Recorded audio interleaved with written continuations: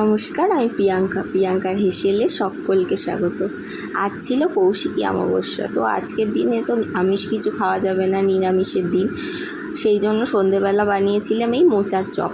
তার জন্য আমি এখানে একটা শুকনো লঙ্কা, 1 চামচ গোটা জিরে, 1 চামচ মতো মৌরি আর একটু গোটা গরম মশলা শুকনো কড়ায় ভেজে গুঁড়ো করে নিয়েছিলাম। অন্যদিকে মোচাটাকে সেদ্ধ করে ভালো করে জল চিপে তুলে নিয়েছি।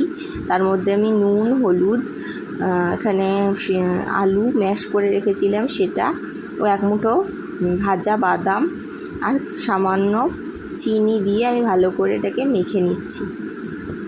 আর ভাজা মশলাটাও দিয়ে দিয়েছি। এরপর এটাকে ভালো করে মেখে নেব।